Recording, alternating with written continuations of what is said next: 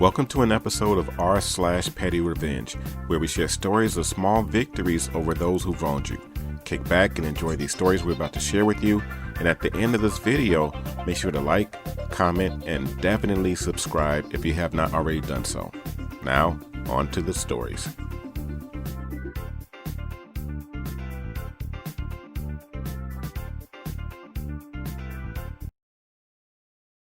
And this story is posted by u/ysabo13.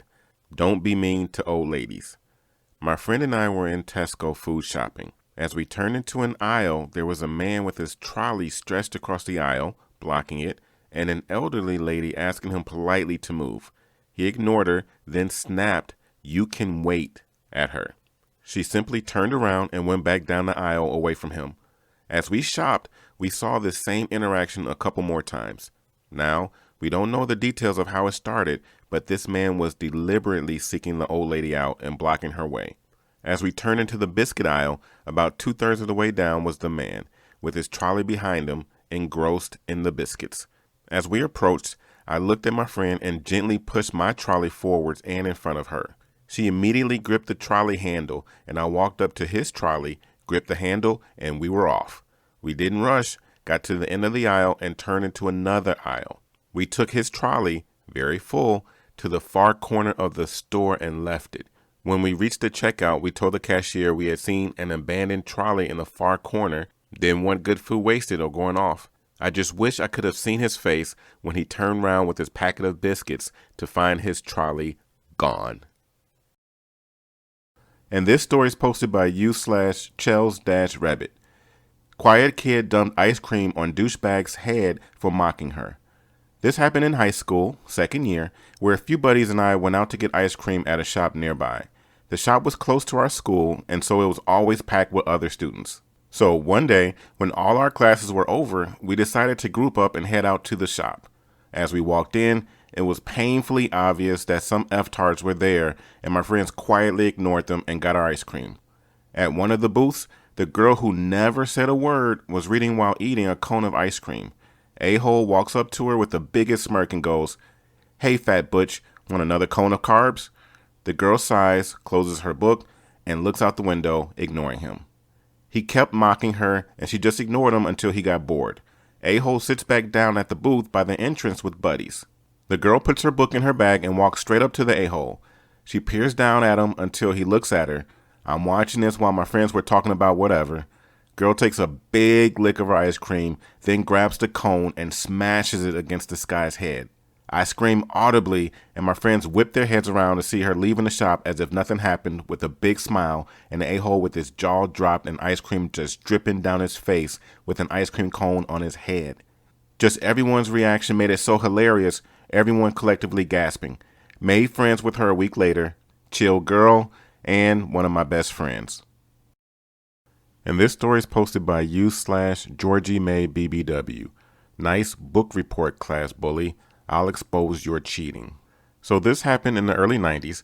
I was in high school, and there was a girl who decided I was easy pickings to bully. Let's call her Becky.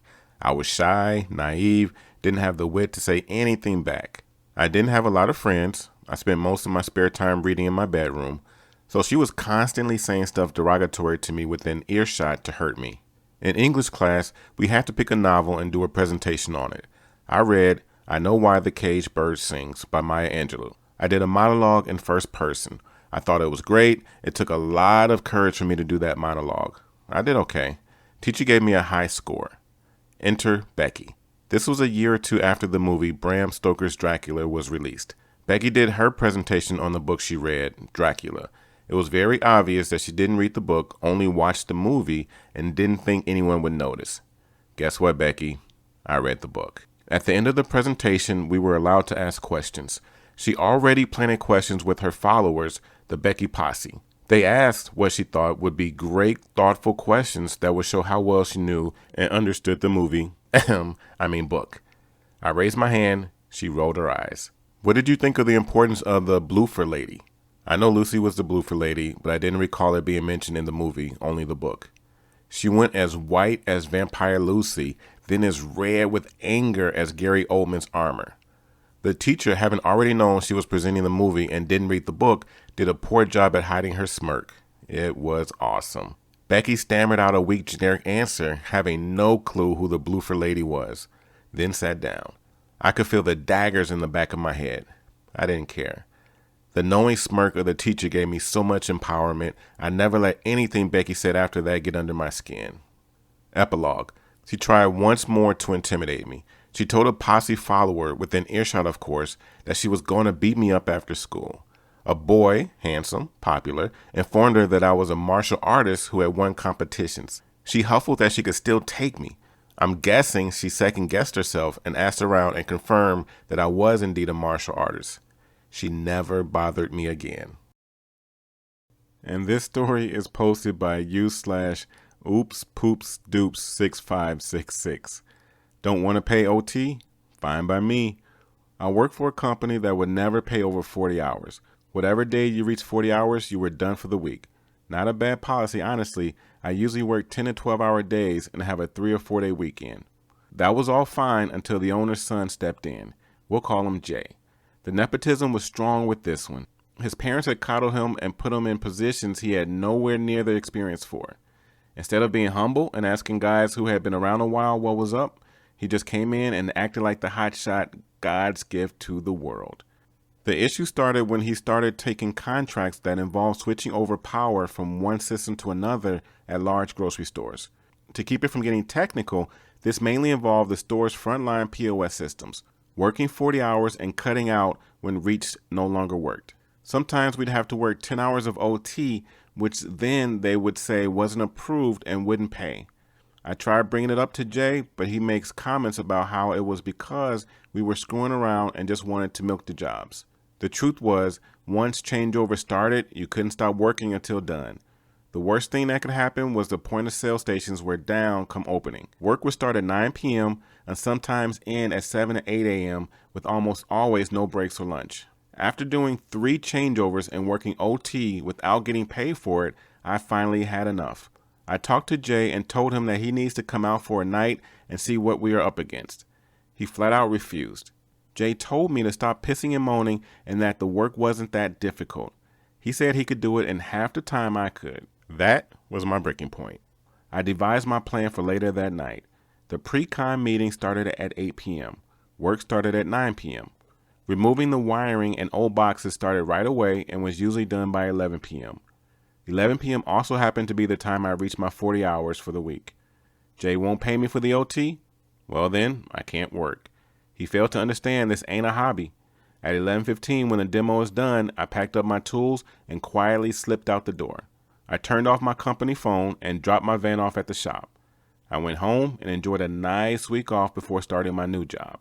Through the grapevine, I heard the GC started blowing up Jay's phone once he realized I wasn't coming back.